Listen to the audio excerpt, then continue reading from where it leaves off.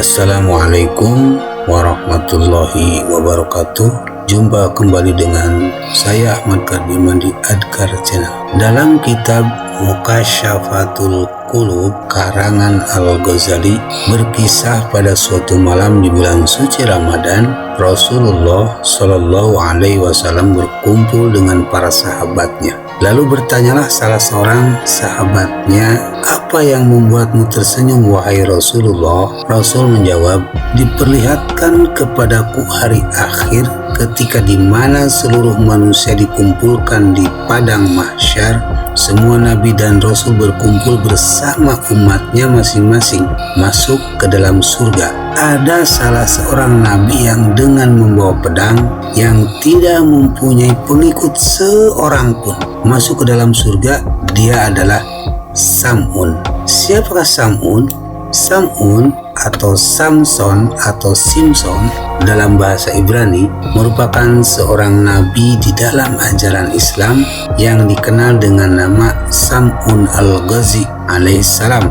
Kisah nabi ini terdapat di dalam kitab-kitab seperti kitab Mukasyafatul Qulub dan kitab Qisasul Anbiya. Ialah orang yang mempunyai kekuatan luar biasa yang tidak terkalahkan, yang kelemahannya terletak pada rambutnya. Hidupnya hampir setiap hari dilalui dengan berperang, terlebih dengan pedang ajaib yang selalu ia bawa kala berperang. Senjata ini terbuat dari tulang rahang unta bernama liha jamal. Nabi Sam'un memiliki kemukjizatan, yaitu dapat melunakkan besi dan dapat merobohkan istana. Atas izin Allah pula, Nabi Sam'un memiliki mukjizat lainnya. Ketika ia haus dan lapar, senjata itu disebut bisa mengeluarkan air maupun menumbuhkan daging untuk dimakan. Cerita Nabi Sam'un al-Ghazi ini adalah kisah Israiliyat yang diceritakan turun-temurun di Jazirah Arab.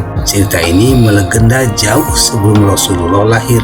Dalam kisah para nabi disebutkan, Nabi Sam'un sanggup beribadah selama 1000 bulan yang diisi dengan salat malam dan siangnya berpuasa. Selama 1000 bulan ia menjadi pembela agama Tauhid yang berperang lawan musuh Allah hanya berbekal tulang rahang unta. Ketangguhan dan keperkasaan Nabi Sam'un dipergunakan untuk menentang penguasa kaum kafirin saat itu, yakni Raja Israel. Akhirnya sang Raja Israel mencari jalan untuk menundukkan Nabi Sam'un. Berbagai upaya pun dilakukan olehnya, sehingga akhirnya atas nasihat para penasehatnya diumumkanlah, barang siapa yang dapat menangkap Nabi Sam'un akan mendapat hadiah emas dan permata yang berlimpah. Singkat cerita, istri Nabi Sam'un yang tergiur imbalan dari sang Raja Israel membantu percobaan pembunuhan terhadap Nabi Sam'un. Karena sayang dan cinta kepada istrinya, Nabi Sam'un pernah berkata, "Jika engkau ingin mendapatkanku dalam keadaan tak berdaya, maka ikatlah aku dengan potongan rambutku." Nabi Sam'un pun diikat oleh istrinya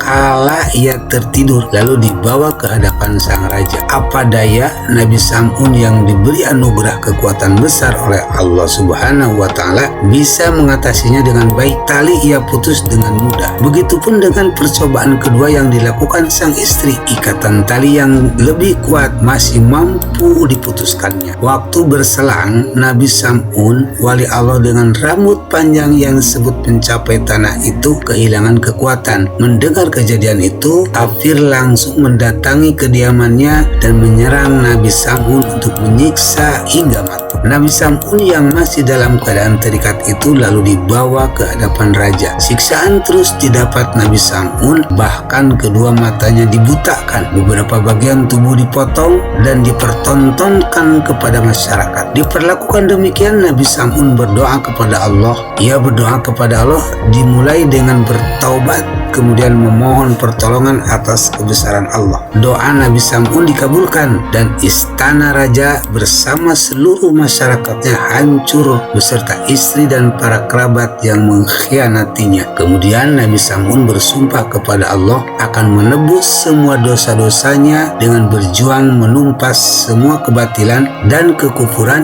yang lamanya 1000 bulan tanpa henti. Ketika Rasulullah SAW selesai menceritakan kisah Nabi Sam'un al-Ghazi alaihissalam yang berjuang fisabilillah selama 1000 bulan, salah satu sahabat Nabi berkata, "Ya Rasulullah, kami ingin juga beribadah seperti Nabi Allah Sam'un al-Ghazi alaihissalam." Kemudian Rasulullah diam sejenak. Dalam diam tersebut turunlah wahyu kepada Rasulullah. "Inna anzalnahu fi lailatul qadr wa ma adraka ma lailatul qadr. Lailatul qadri khairum min alfi syahr. Tanazzalul malaikatu warruhu fiha biizni rabbihim min kulli amr. Salamun hiya hatta matla'il fajr." Malaikat Jibril alaihissalam datang dan mewahyukan kepada Rasulullah bahwa pada bulan Ramadan ada sebuah malam yang mana malam itu lebih baik daripada 1000 bulan. Apakah itu? Yakni malam Lailatul Qadar. Demikian kisah singkat hari ini, mudah-mudahan bermanfaat. Assalamualaikum warahmatullahi wabarakatuh.